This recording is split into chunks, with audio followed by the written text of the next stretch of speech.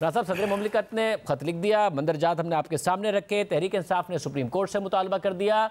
आपकी क्या राय है? देखिए, सदर मुमलिकत ने ये ख़त जो है वो अपने एक आइनी मनसब को के तकाज़ों को मलहूज़े ख़ातर न रखते हुए अपनी साबका सियासी जमात जिसके लिए वो अपनी इस आइनी हैसियत को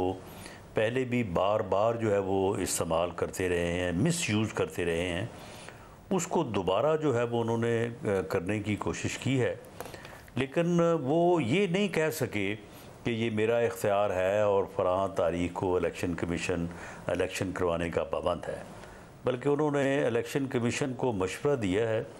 और कोशिश ये की है कि इससे जो पॉलिटिकल प्रेशर उनकी जमात की तरफ से उनके ऊपर है उसको जो है वो फेस कर सकें। तो इस ख़त की कोई अहमियत नहीं है, क्योंकि एक तो सदर मुमलिकत जो है वो जब उन्होंने लॉ डिपार्टमेंट को राय के लिए भेजा तो वो उस राय के पाबंद हैं, और दूसरा ये है कि वो प्राइम मिनिस्टर की एडवाइस के जो है वो पाबंद हैं, और तीसरा ये है कि मगर क्या सदर मुमलिकत तो फिर किसी को भी नहीं मुतमईन कर पाए ना, कुछ भी नहीं दे पाए वो। तो क्या सदर मुमलिकत पर भी एक दबाव है जिसके नतीजे में उन्होंने अपना आईनी इख्तियार नहीं इस्तेमाल किया, पार्टी के दबाव के बावजूद नहीं किया, इमरान खान के पैगाम के बावजूद नहीं किया? नहीं, उनके पास आईनी इख्तियार तो है नहीं। आपके वज़ीर कानून ने कहा, आदम नज़ीर तारड़ साहब ने कहा कि उनके पास आईनी इख्तियार है तारीख देने का। नहीं, मामला ये है कि आइन का आर्टिकल मौजूद था, उसकी मौजूदगी में अगर कानून ये बना तो उस कानून के ऊपर पार्लियामेंट, वो एक्ट ऑफ पार्लियामेंट है, अब उसे जो है वो कोई सिर्फ तबसरा करने से तो नहीं कह सकता कि वो कानून जो है वो आइन से मुतसादम है। मैं आपको आदम नज़ीर तारड़ साहब का मौक़िफ़ सुना देता हूँ, उस कानून के मंजूर होने के बाद उनका मौक़िफ़ सुनिए कि उन्होंने कहा कि सदर के पास इख्तियार मौजूद है। आप एक दफ़ा सुन लीजिए, फिर उसके बाद कमेंट कर दीजिए। अगर 13 तारीख तक ये असेंबलियों की मुद्दत है, उससे पहले हुकूमत फैसला करती है कि हमने असेंबली, नेशनल असेंबली डिसॉल्व करनी है, प्रेसिडेंट अप्रूव कर देते हैं उसको, तो फिर उस सूरत में आइन के मुताबिक प्रेसिडेंट ही डेट देंगे, ऐसा ही है? बिल्कुल प्रेसिडेंट देंगे, क्योंकि सब्जेक्ट टू कॉन्स्टिट्यूशन ये अमेंडमेंट की गई ना, क्योंकि कोई भी लॉ जो है वो कॉन्स्टिट्यूशन में दिए गए तरीक़ेकार को जो कि वाज़े हो उसको बदल नहीं सकता सब कॉन्स्टिट्यूशन लेजिस्लेशन। जी राना साहब, बड़े क्लियर थे वज़ीर कानून साहब, सदर ने फिर भी अपना इख्तियार नहीं इस्तेमाल किया। बहरहाल उनकी ये राय हो सकती है, लेकिन इस मामले में जो तशरीह का मामला है वो ना तो वज़ीर कानून जो है वो कर सकते हैं और ना ही सदर मुमलिकत कर सकते हैं। तशरीह का इख्तियार जो है वो सुप्रीम कोर्ट को है,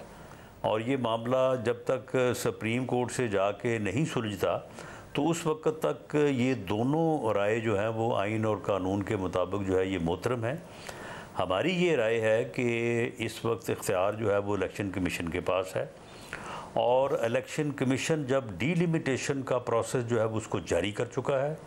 और उससे पहले जब सेंसस जो है वो इत्तफाक़ राय से अप्रूव हो चुका है,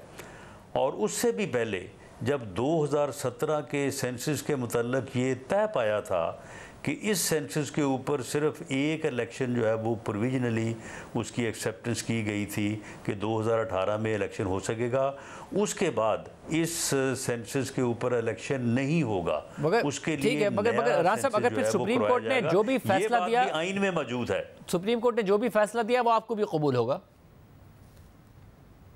देखिए, सुप्रीम कोर्ट के फैसले के ऊपर तो बिल्कुल जो है वो किसी ने भी ये नहीं कहा, ना कहना चाहिए कि वो काबिल कबूल नहीं होगा। लेकिन अगर आप इस सारे मामले को देखें तो आज तकरीबन जो है वो 6 नवंबर की अगर आप बात करें तो आलमोस्ट वही 53 डेज़ बनते हैं। अगर सुप्रीम कोर्ट की राय में के आने या वहाँ पे जाने तक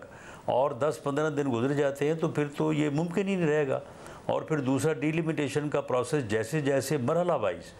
आगे बढ़ता जा रहा है तो उसको फिर दरमियान में इंटरप्ट करना जो है वो मुमकिन नहीं होगा, क्योंकि वो भी आइनी तकाजा है, मगर राना साहब, आपको भी आइन का तकाजा है।